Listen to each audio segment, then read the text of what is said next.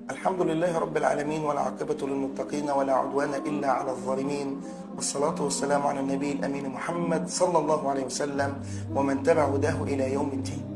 تتكلم ممثلة أو يتكلم ممثل، يتكلم فنان أو فنانة في الدين، احنا أولا اللي بنعمل لهم شأن، لأن احنا اللي اديناهم الفرصة ان هم يتكلموا في هذا الأمر.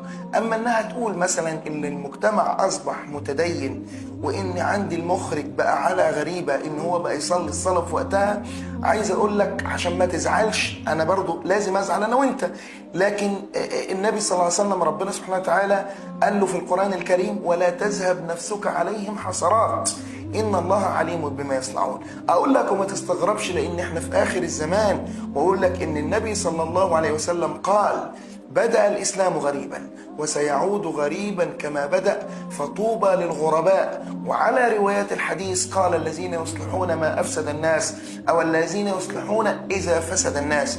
فإنها تقول كده أنت ما تستغربش، لأن هؤلاء ذكرهم أيضا ووصفهم النبي صلى الله عليه وسلم وصفا دقيقا عميقا يبين أن هؤلاء السفهاء سيتكلمون في دين الله. قال صلى الله عليه وسلم: سيأتي على الناس سنوات خداعات يصدق فيها الكاذب ويكذب فيها الصادق وينطق فيه الرويبضة. قالوا: وما الرويبضة يا رسول الله؟ قال: الرجل التافه يتكلم في أمر العامة.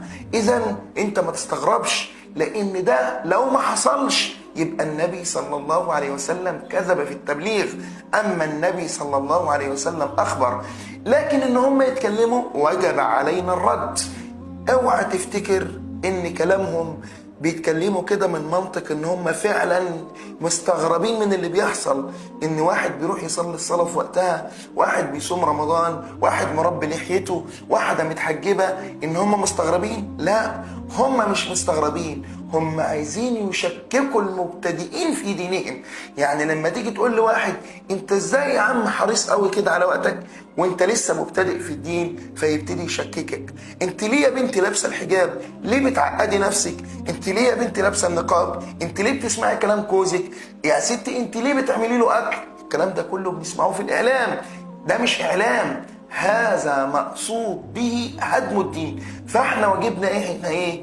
ان احنا نستمر على طاعتنا، وان احنا ما نتأخرش عن اداء واجبنا مع ربنا سبحانه وتعالى، وان كل امرأة تعلم أن هذه البرامج المسلطة على شاشات التلفزيون مقصود بها تشويه الإسلام من سنين طويلة، وهم يصفون الملتحي أو الملتزم أو المحجبة بالإرهابيين. وصلت بهم الجرأة دلوقتي مساواة الرجل بالمرأة رسميا، وإن كمان يوصلوا إن يقولوا إن المرأة ليس لزوجها عليه طاعة، وإن المرأة ما تعدلوش الطعام، وإن وما قيل كثير لا حصر له. لكن هذا لمجرد تبليغ شيء بسيط، ما تعملوش لها شأن، لأن هي ملهاش شأن، ويكفي ما تفعله مع من ليس لهم الحق في المساس بها.